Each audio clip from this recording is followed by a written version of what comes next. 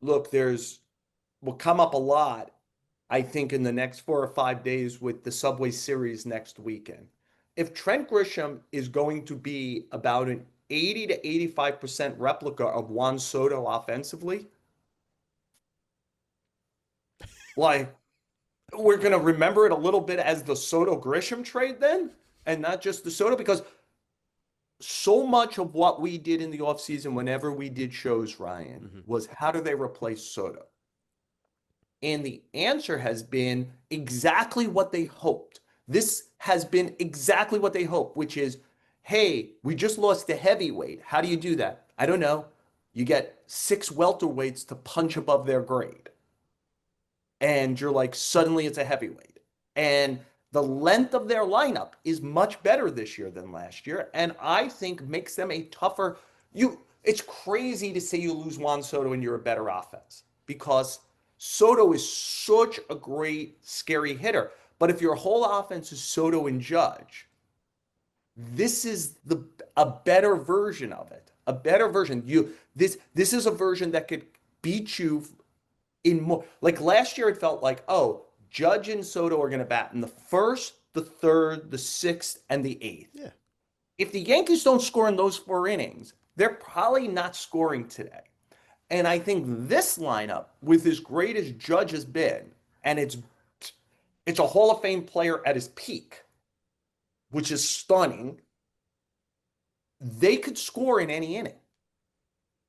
They could score. There was a Judge had one of his offers. Was it against San It's Diego? against San Diego. I know what you're going And to they talk won the about. game. They won the game because Trent Grisham. Right. And like that just didn't if Judge and Stanton didn't perform last year, the Yankees didn't score enough to win, or they were going to have to win a 1-0, 2-1, 3-2 game. This Yes. this group can produce runs in non-Judge innings. And then the good news for the Yankees is, by the way, there's not like the Judge innings are as great as they've ever been. And it's insane. He's back up to 400 now after going what 4 for 5 yesterday, and he doesn't do it with any power yesterday. Just a couple singles, a double, like he just does it all over the field, Joel. But again, like you said, the Trent Grisham thing. If you get 80 to 85% of Juan Soto out of Trent Grisham, oh man, and he still plays a hell You of a got center field. like if we would have told you before the season, uh, Trent Grisham's going to bat 400 times this year, play above average center field defense, and the effect is a 2.5 to 3 WAR player. You would sign up for that. He's trending above that. Yeah. He's trending above that. And I would say history suggests that this is not who he is. But you play this, I can't, I hate to be this way. You play the season that is, not the one that you imagine.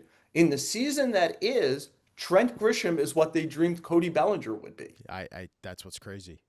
right? And so does Bellinger lose playing time as it goes along? I still think Bellinger brings something to the team, and I think there's more to Bellinger than we've seen. I think he's a really good baseball player. He could defend, he could run. There's obviously, when he squares it up, power there. But if Grisham outplays him, then Grisham outplays him. I'm not ready to do the Cody Bellinger to the side, though. I think that their positional group has been terrific. And I think Bellinger has been a part of it without being as much as you hope. Because But I do think the athleticism, defense, versatility, all that plays and has value. He has not, there is another value above that.